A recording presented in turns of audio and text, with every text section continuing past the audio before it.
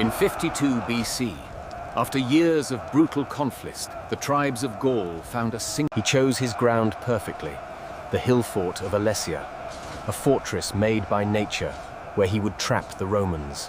But Julius Caesar saw the trap differently. He would not attack the fortress, he would besiege the besiegers themselves. His plan was madness born of genius.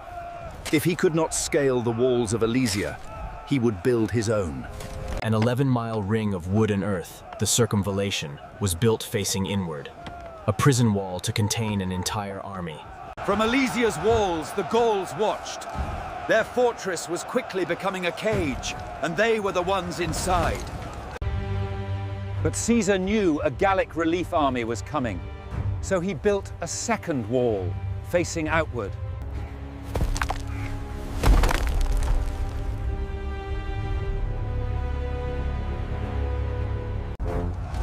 And then they came. A relief army so vast it seemed to swallow the horizon. He was now the besieged, outnumbered 10 to 1, caught between a hammer and an anvil of his own making. For the starving men inside Alesia, it was salvation! Their brothers had come! The final battle was about to begin. All that stood between the two Gallic armies was a single line of Roman soldiers and Caesar's walls of wood and earth. The assault was simultaneous. A desperate charge from within and a thunderous wave from without. Caesar's engineering proved its worth. The complex traps slowed the Gallic onslaught, turning their numbers into a disadvantage. But on the inner wall, a breakthrough. Vercingetorix himself led the charge, pouring his remaining strength into one final, desperate push. At the moment of crisis, Caesar made himself seen. He rushed to the breach, a symbol of Roman resolve that could not be broken. The counterattack was swift and brutal. The breach was sealed. Vercingetorix's last hope was extinguished by Roman discipline. Witnessing the failure, the great relief army shattered. The will of 250,000 men broke. Inside Alesia, hope turned to ash. Their fortress was now their tomb. Their leader had a final, terrible choice to make. I did not undertake this war for my own ambitions, but for the liberty of all Gaul. I offer myself to them.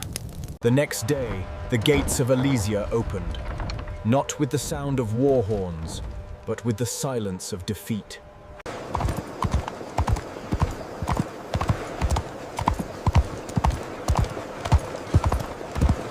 The leader of the rebellion rode alone to face the man who had undone him.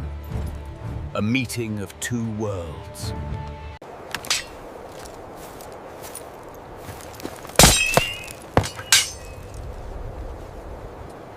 With this one act, the war was over. 7 years of conflict ended not with a final battle, but with a surrender. Alesia was a victory of engineering over aggression, of discipline over passion. A siege. The consequences of that single siege would echo through 2,000 years, laying the foundation for a new culture, a new nation. For Julius Caesar, it was the masterpiece of a lifetime, a triumph that would make him the most powerful man in the world. A victory not of swords, but of shovels. A triumph of discipline that echoed through eternity.